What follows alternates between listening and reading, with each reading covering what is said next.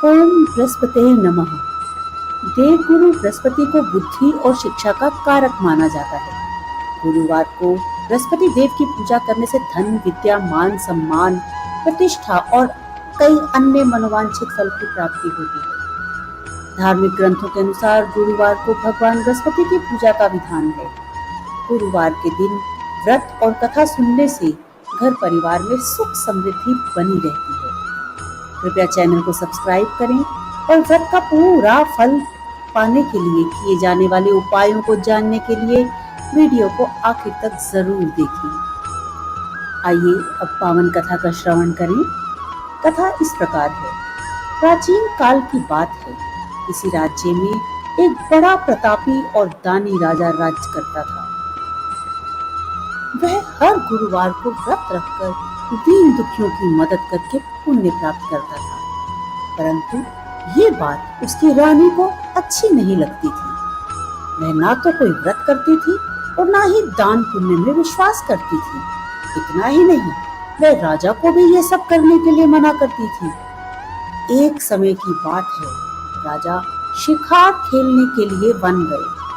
घर पर रानी और दासी थी। उसी समय गुरु बृहस्पति देव साधु का रूप धारण कर दरवाजे पर आए और भिक्षा मांगने लगे। साधु ने जब रानी से भिक्षा मांगी तो वह कहने लगी, हे साधु महाराज, मैं इस दान और पुण्य से तंग आ चुकी हूँ। आप कोई ऐसा उपाय बताएं जिससे ये सारा धन नष्ट हो जाए और मैं आराम से रह सकूं। इतना सुनकर बृहस्पति देव ने कहा, हे देवी, तुम तो बड़ी विचित्र हो। संतान और धन से कोई दुखी होता है? अगर अधिक धन है तो इसे शुभ कार्यों में लगाओ। तुम्हारी कन्याओं का विवाह कराओ, विद्यालय और बाग बगीचे का निर्माण कराओ, जिससे तुम्हारे दोनों लोग सुधरे। परंतु साधु की इन बातों से रानी को खुशी बिल्कुल नहीं हुई। उसने कहा, मुझे ऐसे धन की आवश्यकता नहीं है जिससे मैं दान दूं और जिसे संभालने में मेरा सारा समय नष्ट हो जाए। तब साधु ने कहा, अगर तुम्हारी ऐसी ही इच्छा है तो मैं जैसा तुम्हें बताता हूँ तुम वैसे ही करना। गुरुवार के दिन तुम घर को गोबर से लीपना, अपने बालों को पीली मिट्टी से धोना, राजा से हजामत बनाने को कहो, भोजन में मांस मदिरा का प्रयोग करना, कपड़े धोबी के यहाँ धुलने के लिए दे देना। इस प्रकार 7 बृहस्पतिवार करने से तुम्हारा समस्त धन नष्ट हो जाएगा। इतना कहकर साधु के रूप में बृहस्पति देव अंतर ध्यान हो गए। साधु के अनुसार कही हुई बातों को पूरा करते हुए रानी को केवल 3 बृहस्पतिवार ही बीते थे और उसकी समस्त धन संपत्ति नष्ट हो गई। भोजन के लिए राजा का परिवार तरसने लगा। तब एक दिन राजा ने रानी से बोला कि हे रानी, तुम यहीं रहो, मैं दूसरे देश को जाता हूँ, क्योंकि यहाँ पर सभी लोग मुझे जानते हैं, इसलिए मैं कोई छोटा कार्य नहीं कर सकता। ऐसा कहकर राजा दूसरे देश चला गया। वहाँ वह जंगल से लकड़ी काट कर लाता और शहर में बेचता। इस तरह वह अपना जीवन व्यतीत करने लगा। इधर राजा के प्रदेश जाते ही रानी और दासी बहुत दुखी रहने लगे। एक दिन जब रानी और दासी को 7 दिन तक बिना भोजन के रहना पड़ा, तो रानी ने अपनी दासी से कहा, हे दासी, पास ही के नगर में मेरी बहन रहती है। वह बड़ी धनवान है, तो उसके पास जा और कुछ ले आ, ताकि थोड़ी बहुत गुजर बसर हो जाए। दासी रानी की बहन के पास गई। उस दिन गुरुवार था और उसकी बहन उस समय बृहस्पतिवार व्रत की कथा सुन रही थी। दासी ने रानी की बहन को अपने रानी का संदेश दिया, लेकिन रानी की बड़ी बहन ने कोई उत्तर नहीं दिया। जब दासी को रानी की बहन से कोई उत्तर नहीं मिला तो वह बहुत दुखी हुई और उसे क्रोध भी आया। दासी ने वापस आकर रानी को सारी बात बता दी। यह सुनकर रानी ने अपने भाग्य को कोसा। उधर रानी की बहन ने सोचा कि मेरी बहन की दासी आई थी, परंतु मैं उससे नहीं बोली। इससे वह बहुत दुखी हुई होगी। कथा सुनकर और पूजा समाप्त करके वह अपनी बहन के घर आई और कहने लगी, हे बहन, मैं बृहस्पतिवार का व्रत कर रही थी। तुम्हारी दासी मेरे घर आई थी, परंतु जब तक कथा होती है तब तक ना तो उठते हैं और ना ही बोलते हैं, इसलिए मैं नहीं बोली। बताओ दासी क्यों आई थी? रानी बोली, बहन, तुमसे क्या छिपाऊं, हमारे घर में खाने तक को अनाज नहीं है। ऐसा कहते कहते रानी की आंखें भर आईं। उसने दासी समेत पिछले 7 दिनों से भूखे रहने की बात अपनी बहन को बता दी। रानी की बहन बोली, देखो बहन, आज बृहस्पतिवार है और भगवान बृहस्पति देव सबकी मनोकामना पूर्ण करते हैं।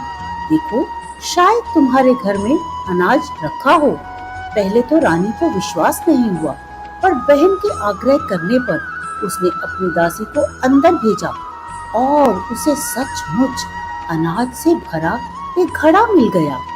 ये देखकर दासी को बड़ी हैरानी हुई। दासी रानी से कहने लगी, हे रानी, जब हमको भोजन नहीं मिलता तो हम व्रत ही तो करते हैं, इसलिए क्यों ना इनसे व्रत और कथा की विधि पूछ ली जाए ताकि हम भी व्रत कर सकें। तब रानी ने अपनी बहन को बृहस्पतिवार के व्रत के बारे में पूछा। उसकी बहन ने बताया, बृहस्पतिवार के व्रत में चने की दाल और मुनक्का केले के जड़ में अर्पित करें तथा दीपक जलाएं। व्रत कथा सुने और पीला भोजन ही करें। इससे बृहस्पति देव और भगवान विष्णु प्रसन्न होते हैं। व्रत और पूजा की विधि बताकर रानी की बहन अपने घर को लौट गई। 7 दिन के बाद जब गुरुवार आया तो रानी और दासी ने व्रत रखा। वह घुड़साल में जाकर चना और गुड़ लेकर आई। फिर उसे केले के जड़ तथा भगवान विष्णु की पूजा की। अब पीला भोजन की चिंता को लेकर दोनों बहुत दुखी हुई। चूंकि दोनों ने व्रत रखा था, इसलिए बृहस्पति देव उनसे प्रसन्न थे। वह एक साधारण व्यक्ति का रूप धारण कर 2 थालों में पीला भोजन दासी को दी गई। भोजन पाकर दासी प्रसन्न हुई और फिर रानी के साथ मिलकर भोजन ग्रहण किया। उसके बाद वह सभी गुरुवार को व्रत और पूजा करने लगी। बृहस्पति देव की कृपा से उनके पास फिर से धन संपत्ति आ गई। परंतु रानी फिर से पहले की ही तरह आलस्य करने लगी। तब दासी बोली, देखो रानी, तुम पहले भी इसी प्रकार आलस्य करती थी। तुम्हें धन रखने में कष्ट होता था, इस कारण सभी धन नष्ट हो गया। और अब जब देव बृहस्पति की कृपा से धन मिला है तो तुम्हें फिर से आलस्य होने लगा है। रानी को समझाते हुए दासी बोली कि बड़ी मुसीबतों के बाद हमने ये धन पाया है, इसलिए हमें दान पुण्य करना चाहिए, भूखों को भोजन कराना चाहिए और धन को शुभ कार्यों में खर्च करना चाहिए।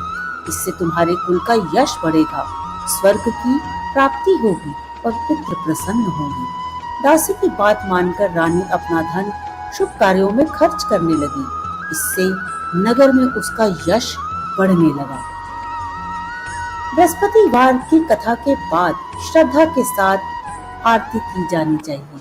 इसके बाद प्रसाद बांटकर उसे ग्रहण करना चाहिए। तो बोलो बृहस्पति भगवान की जय। आइए बृहस्पति देव की आरती करें और उसके बाद हम जानेंगे कि व्रत के दिन क्या नहीं करना चाहिए और क्या करने से व्रत का पूरा लाभ प्राप्त होगा। ओम जय बृहस्पति देवा, स्वामी जय बृहस्पति देवा, छिन्न छिन्न भोग लगाऊं कदली फल मेवा। ओम जय बृहस्पति देवा, तुम पूर्ण परमात्मा, तुम अंतर्यामी, जगत पिता जगदीश्वर, करुणानिधि स्वामी। जय बृहस्पति देवा, देवताओं के आप गुरु है, देव गुरु स्वामी। मैं हूँ आपकी सेवक, मूरख खल कामी।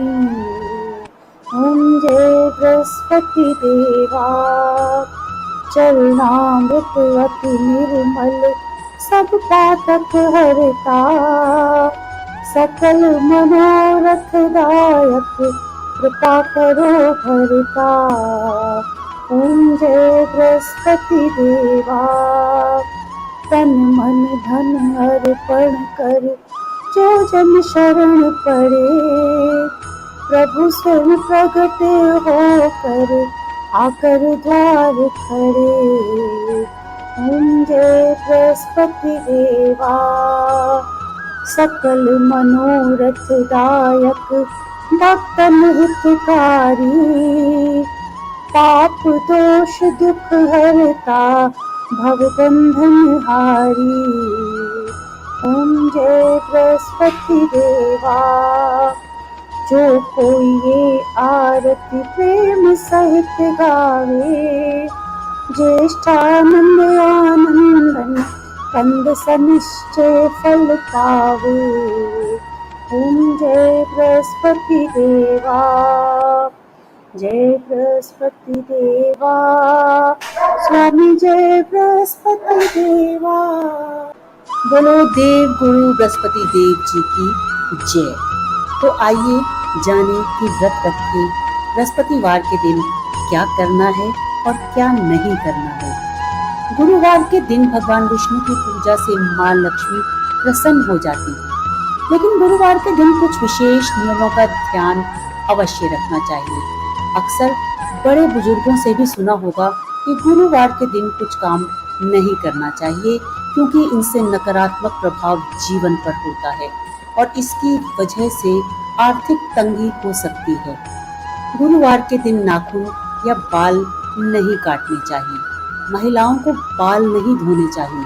कहा जाता है कि इससे संपत्ति और संपन्नता, सुख में कमी आती है।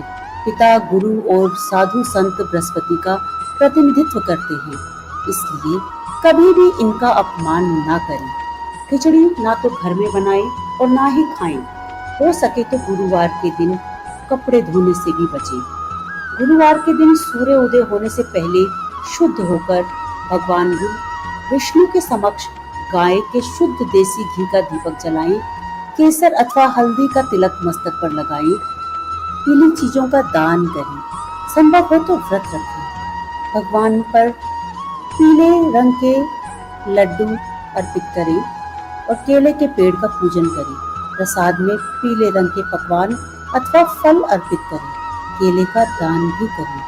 पवित्र मन से विष्णु सहस्त्रनाम का पाठ व्यक्ति के सारे संकट और बाधाओं के साथ कुंडली के सारे अशुभ योगों को भी शुभता में बदल सकता है।